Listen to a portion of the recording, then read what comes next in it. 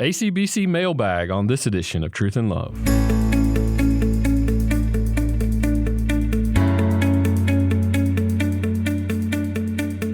I'm Dale Johnson, and you're listening to Truth and Love, a podcast of the Association of Certified Biblical Counselors, where we seek to provide biblical solutions to the problems that people face.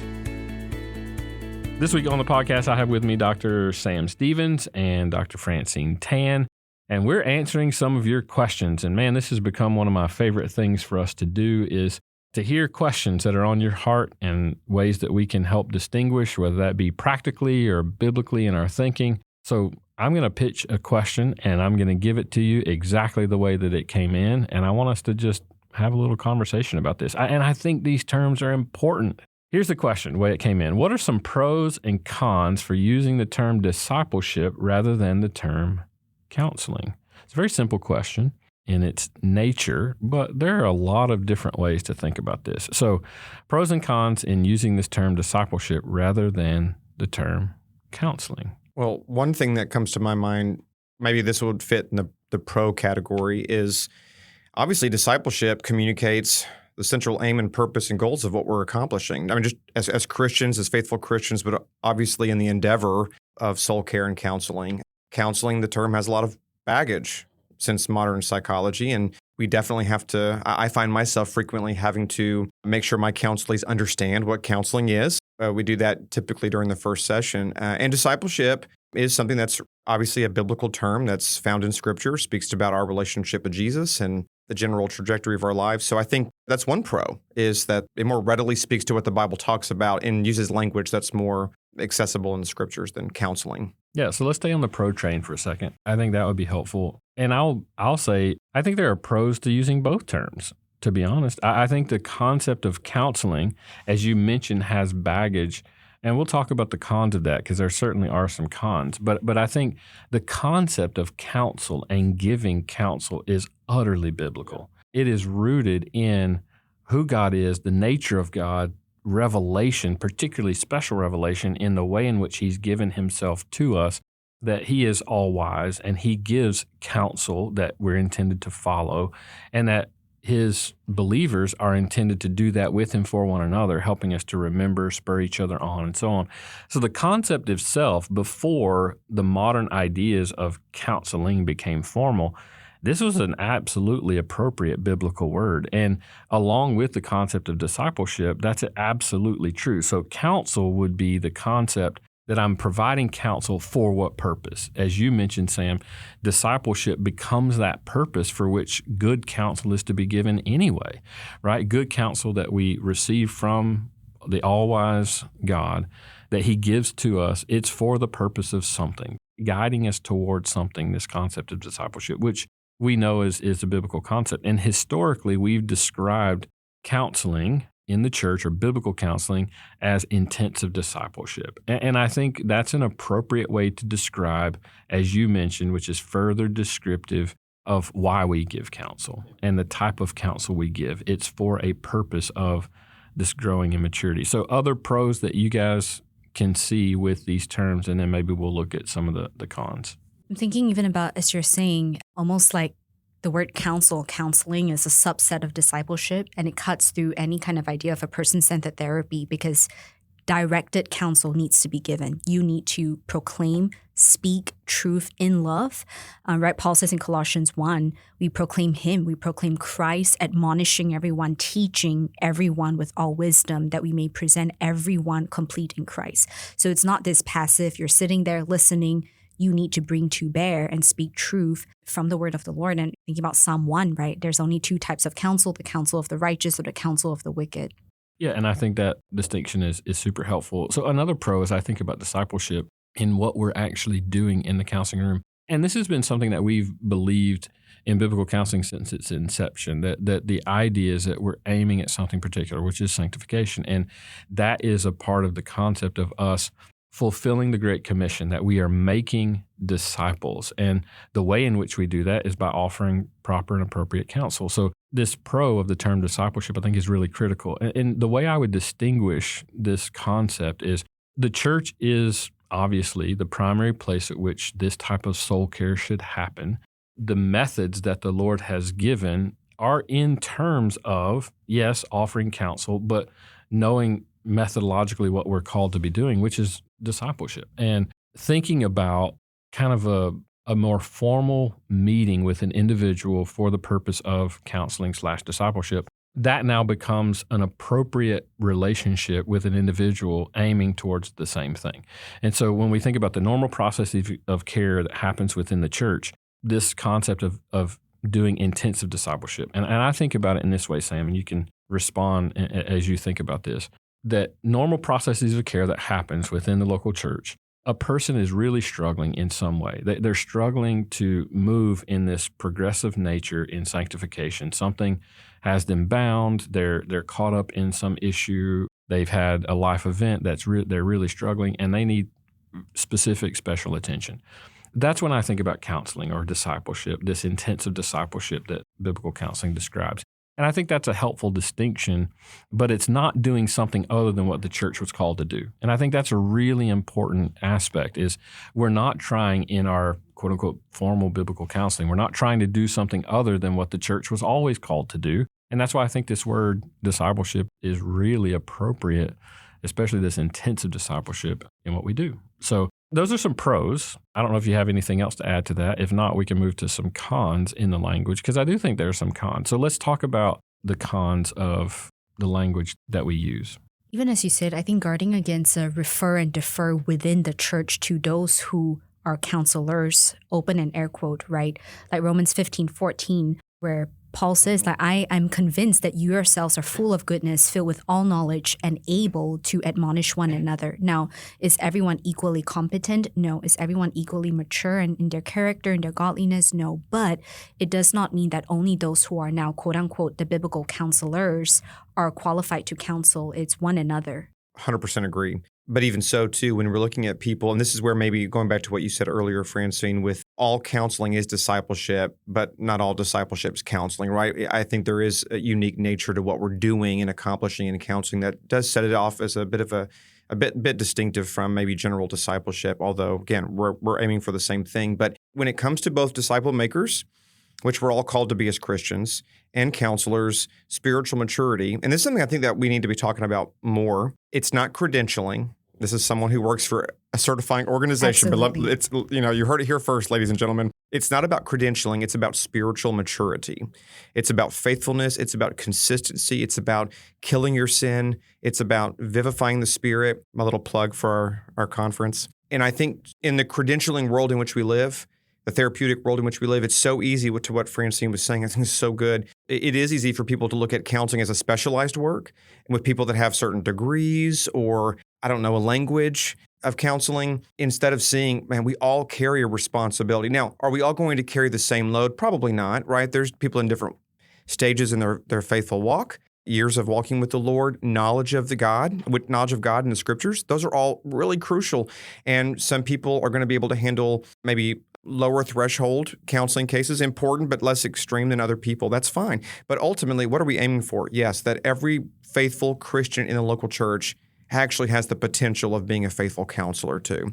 And so, yeah, certifying is great for standardizing certain things, but is that the marker alone? No, it's not. Yeah, and I would also add that God has given you sufficient resources within your local church. Paul says, imitate me as I imitate Christ. Hebrews 13, consider the result of their conduct, imitate their faith. So how do you know who you're imitating if you don't see them live that out within the context of your church? Yeah, critical stuff. And so as I think about a con in relation to the word discipleship, I'm certainly not going to downplay the concept because it is thoroughly biblical in the way we think about what we're supposed to be accomplishing, and all biblical counseling should be accomplishing this concept. I think one of the cons of just saying, like, why don't we just call it all discipleship? Well, the con is nobody out there knows that it's actually doing the same thing as what the secular world uses in terms of counseling. So a con of using that framework is people would do this. They would say, you know what? If I have a clearly spiritual issue, then I'm going to go see Sam and I'm going to ask him to disciple me through this, okay? Because that's discipleship. But when I have this type of issue, which is an emotional problem, and I hear what the secular world is saying about that, then I'm going to go out there to counseling. So the con is that semantic difference confuses people in some way to say, what they're doing is limited to some small corridor of life that's discipleship and spiritual and about church things and discussions about whatever. But this stuff out here, the word counseling, that's used and done for a different corridor of life. And I think that's one con that is communicated with the language that we use. Does that make sense? Yeah. Yeah, I also would say this is something that Daryl Harrison, on just thinking how he phrased it was so helpful. He says he would ask the counselee or the believer, what do you hope God to do for you in our time together? Because even the idea of counseling, it's almost like the counselor, who's this expert in something, expert in emotional issues, now is going to help me solve this issue. But if we reframe it to then clarifying, what are we doing here? Like, are you seeing that this is a spirit-dependent, God-dependent, word-driven work that God alone transforms your heart for biblical change? And it's not the counselor, it's not the person, we're just pointing one another to Christ and his word. Yeah, well said. And Sam, I want to pitch this idea of a con to you in the term of counseling, because what you mentioned a little bit earlier was this sort of movement in the direction of professionalization, right? Being disconnected from the church. So therefore we see the work that we engage in where we're offering counsel to someone as being disconnected from the church. And I think we forget, okay, while the word counsel itself is a thoroughly biblical word, the way it's been hijacked by the secular world sort of creates this con. And the reason is because the way the secular world talks about counseling is very specific, that it's done, Francine, to your point, by an expert who has certain knowledge in a particular area. They're good at a certain therapy that's been associated with a certain type of problem, which I happen to have. So I need their professional help, and they're gonna fix me. I'm gonna pay them to fix me. So that's a con that I would say is associated. Talk a little bit about that history and how the word counseling was really hijacked, and how most people, when they hear the term counseling or therapy or something like that, that language communicates something that is a hijacking from the biblical view of it. Well, actually, Dale, I see this expressed in the way that people actually inquire into ACBC about resources. Hey, I've got this very specific counseling case, right? This person that has this particular thing doing this particular way. What resource do you have on this very thin slice? In one sense, nothing wrong with that question. I'm so glad they're calling ACBC and that they want a biblical perspective. But what concerns me about those types of questions, and we get those pretty frequently, right? You can't cover every single particular slice of life or situation that someone may be walking through. They could be different as the sand on the seashore, right?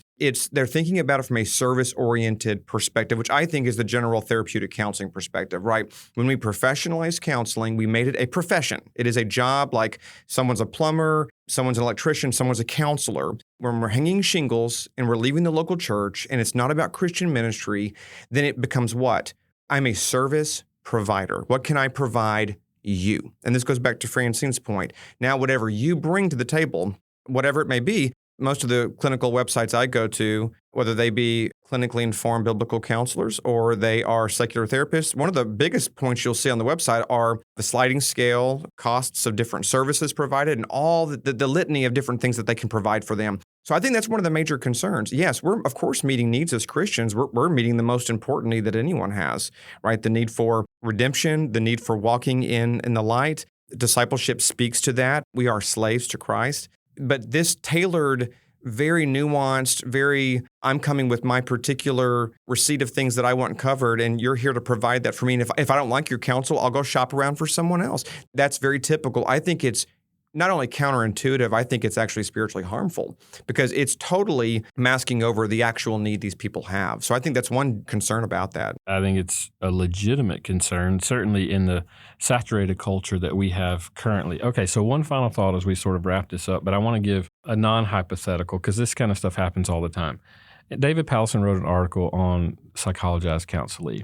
When is this really important? Well, I think it's important in our minds as biblical counselors, what we think about counseling itself. Do we have that infused with a secular view of counseling and we're trying to mimic that in some way? I don't think that's helpful. I don't think using the word counseling is terrible because I think it's a biblical concept. So we can't let the world just steal something that the word talks so deeply about. But where it's most important is how is the person coming into the counseling room, how do they think about these things, right? So when they hear they're coming to counseling. They're going to go see a biblical counselor, right? It's important that the counselor has clarity in their own mind. So as an ACBC counselor, making sure you have clarity in your own mind is what is it that we're trying to accomplish?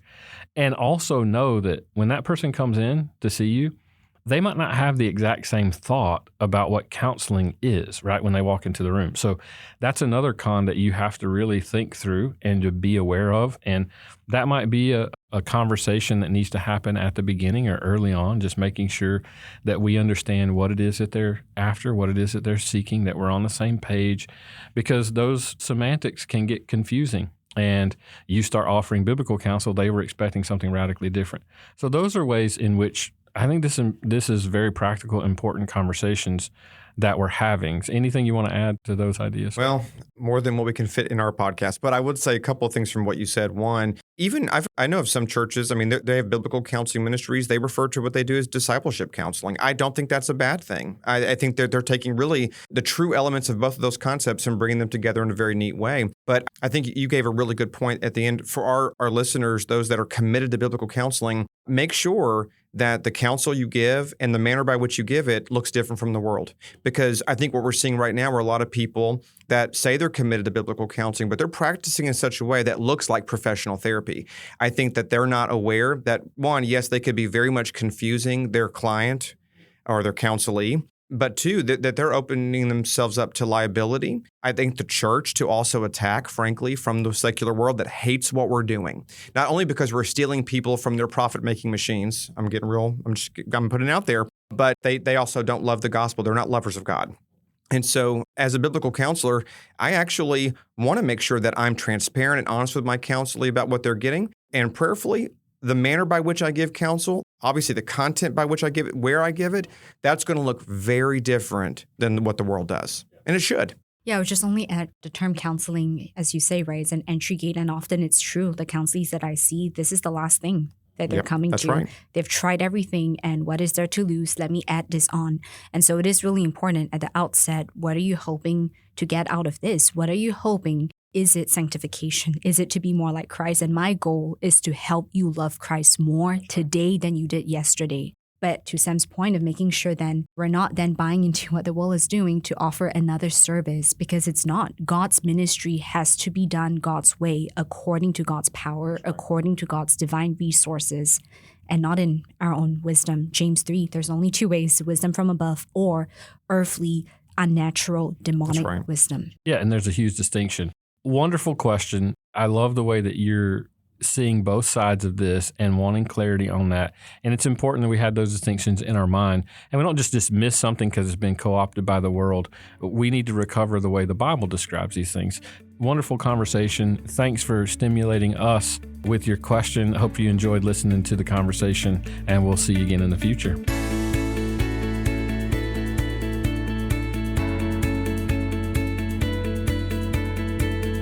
You're listening to Truth and Love, a podcast of ACBC. I always enjoy having these discussions, and they come directly from your questions and the questions of our members.